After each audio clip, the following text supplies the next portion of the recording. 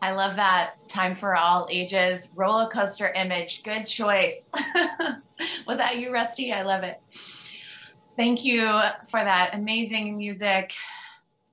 What a gift to come to a congregation where people are inviting each other to concerts in the chat. I love it.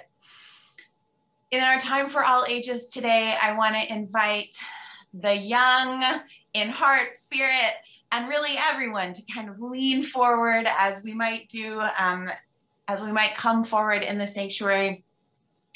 Our service today is called No Feeling is Final, and we're talking about the experience of emotions in life, especially in a time like a pandemic where some days things may feel normal and other days things may feel just awful, and some days it's everything all together.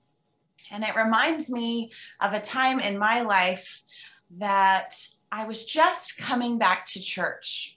So I grew up Unitarian Universalist, as I've told you, at First UU in Austin, and had a wonderful experience there and never really felt like I left. But I went away to college at Northwestern outside Chicago, and I didn't have a car, and I didn't know anyone who was UU, and so I wasn't going to church. I was just going to church when I came home for the holidays, like many young adults.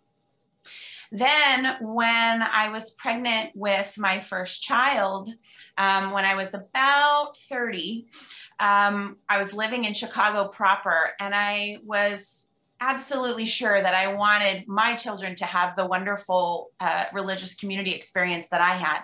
So very pregnant, I started going to Second Unitarian in Boys Town in Chicago. The minute I walked through the door, I felt at home. I just started to cry because I felt so at home, and it was so good to be back. So the first thing I want to say to you during this Time for All Ages is if you know anyone, a young adult or someone who maybe still thinks of themselves as UU, but isn't coming to church. I do think that if in college, my mom had said to me, oh, let's go to church when I come to visit. Let's visit the Evanston church. I absolutely think I would have gone because I still thought of myself as UU, but I just didn't have that nudge. So I invite you to be somebody's nudge. That's number one. But so I had my daughter. The church was amazing to me. They brought meals. I celebrated with them. I remember I had a church small group that was meeting, and they met in my home the week after she was born because I missed them. I didn't want to be apart from them or even take a break. Small group ministry is so powerful. But when my daughter was 6 months old, I was riding my bike to work. I was the literacy director of an organization called Open Books, and we were working on helping people of all ages learn to read and write in Chicago, and it was a wonderful job. So I was riding my bike to work. My daughter, I think, was probably home with a nanny or babysitter. It was raining, and I wiped out on some railroad tracks and fell. And I knew I was in pain. I knew something was wrong with my leg, but I wasn't sure how bad it was. And I remember feeling just stunned. I wasn't sure if I should call a cab back to my apartment, if I should call a cab and go to work, if I should just sit there in the rain. I felt it was the most at a crossroads, like literal metaphor moment I feel like I can remember. And I feel that way a little bit right now where we are in the pandemic.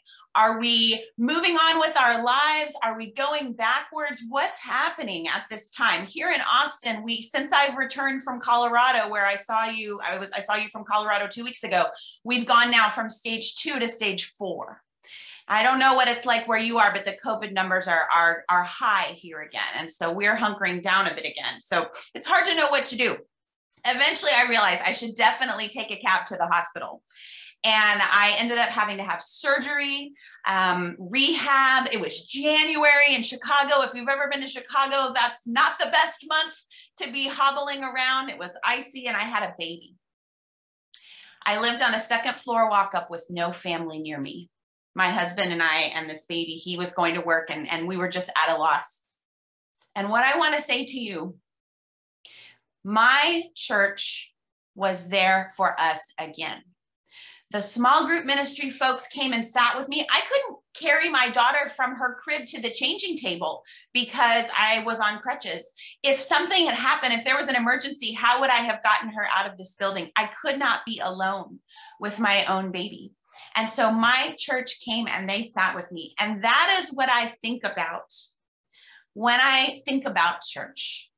So whether you're young, old, whether you're temporarily able-bodied, as we like to say in seminary, because we're all going to have some kind of disability someday, right? If I have an able body now, it is a temporary gift. But if you have a disability, your church can be there for you.